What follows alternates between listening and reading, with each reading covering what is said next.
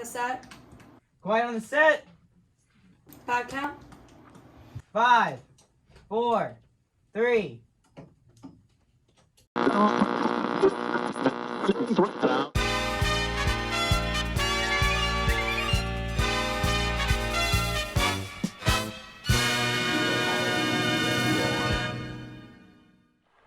Hey Mepham, welcome back to the Midweek Update. This week, we take a look at a short film, a sports commentary, and another NAT package. This and more as we take a look at what's going on this week on Midweek Update. I'm Gizzeth and Ryan.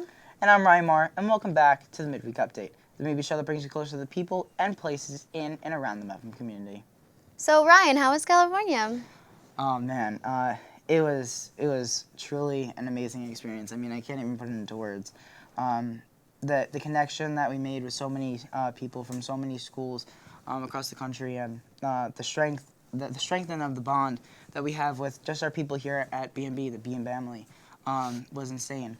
But also the things that we learned. But once again, the people that we met and the communications that we had with so many people from across the country. I heard about Nicole Borman. Yeah, she STN Student of the Year. Truly an amazing person, an inspiration. Look up to her, and it was an absolute pleasure to go to her seminar and her session and meet her. So, yeah. Well, that sounds really great, and I can't wait to see all of the amazing packages and projects everybody made while at the convention.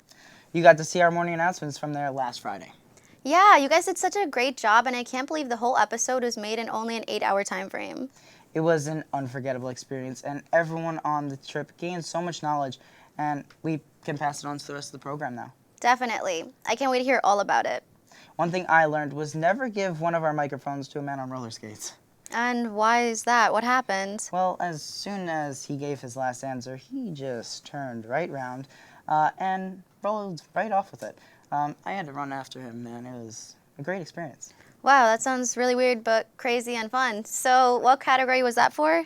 That was the NAT package. As a refresher, a NAT package tells a story focusing on the natural sounds of the story, but the challenge is that you can only use interviews and cannot include a voiceover, which we usually use to help narrate the story.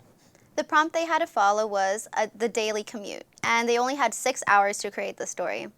Myself, along with Thomas DiSalvo, Greg Gallo, and Nick Jimenez, completed this task.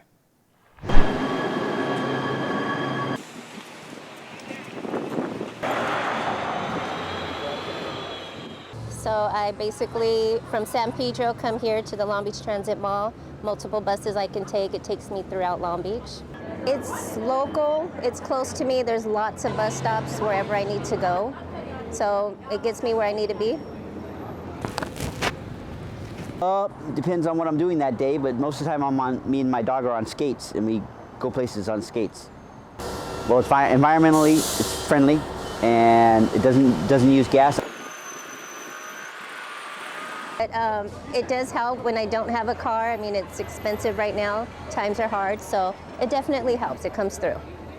I drive a Fiat 500 electric vehicle. So I didn't realize until the gas prices went through the roof that this is actually only costing me about $3 a week to drive to work. So certainly from a consumption of fuels, just from a health perspective for your own personal health, it's better. So my wife and I are out walking right now after we got to the hotel.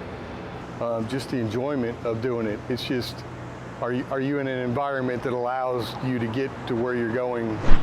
I never thought about how many different sounds there were when traveling. Making that type of package was a unique experience, and I loved every second of it. Me too. It seems like quite the challenge, though. Weren't you afraid to just walk up to people on the street? I mean, what if they steal your equipment or something? I know what you mean, but we had so many practices, and everyone there was so nice, and although funny that you mentioned that, I know one person who did happen to have their wallet stolen. Wait, seriously? Nah, not really, but that was the storyline of the short film. Liam Osborne, Anthony Ciuffo, Brianna Goodman, and AJ Laveridere had to make a short film in only 6 hours. Just like all the short films that you have seen in the past, there are, of course, requirements. They had a prompt of easier said than done, and they had to say the lines, on the bright side, things could have been worse. And they had to use a lollipop. Let's take a look at this masterpiece.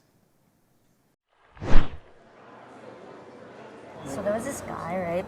And he took my wallet and he started running. Of course I had to chase him, he had my wallet. And I got to thinking, I can't outrun him, but I can outsmart him. Easier said than done. What was that? Oh, nothing. So then it struck me. All I had to do was get to my car. So I was walking and I turned around and there was a dog on me, like a bunch of meerkats in a drought. Meerkats? So then I rolled down these stairs and I didn't know what hit me. But it's okay. I recovered, I got up and didn't miss a beat. That's when I saw him smashing the window of your car. Sorry, what?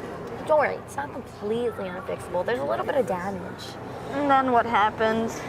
Just as he was getting into your car, I tackled that son of a gun and I beat him to a pulp. Then the police came and dragged me away, but not before I showed them who's boss. Please tell me you at least got your wallet. You know what's funny? I got so caught up into beating him that I forgot to get my wallet. On the bright side, things could have been worse.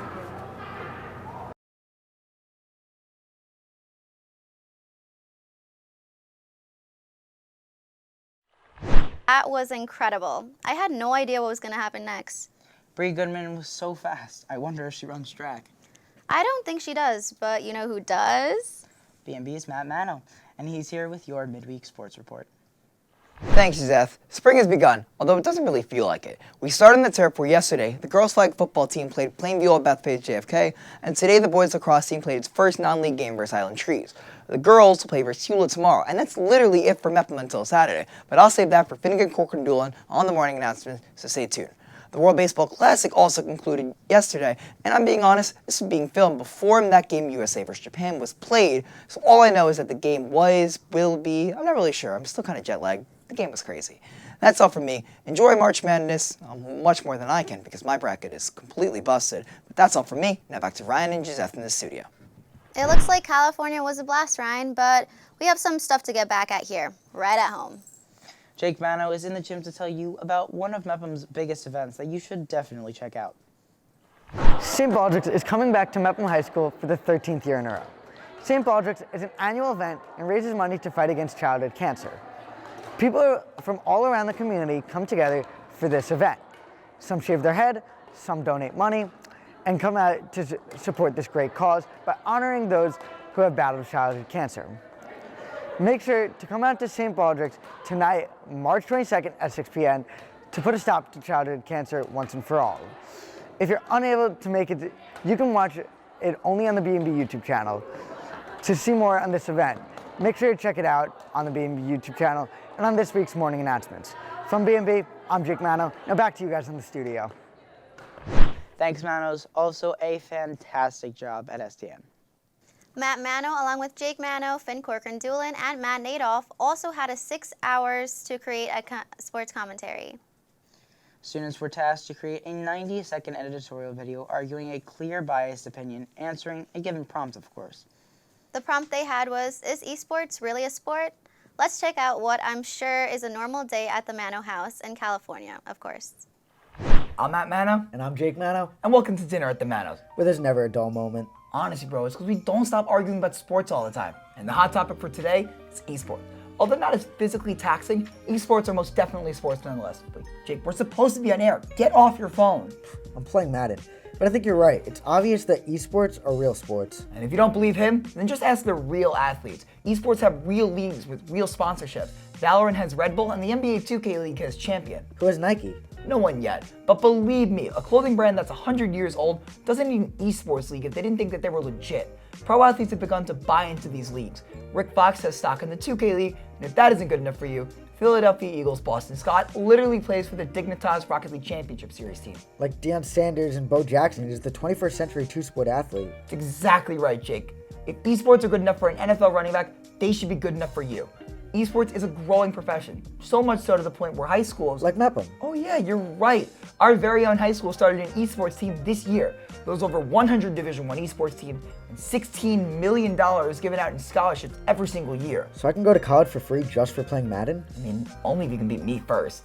This is a real opportunity for student athletes, and we should learn to adapt. Well, it looks like we can finally agree for once. Jake, no phones at the dinner table. Sorry, Dad. From the Mano dinner table, for STN, I'm Matt Manno. And I'm Jake Mano, the better Mano. Reporting. Touchdown.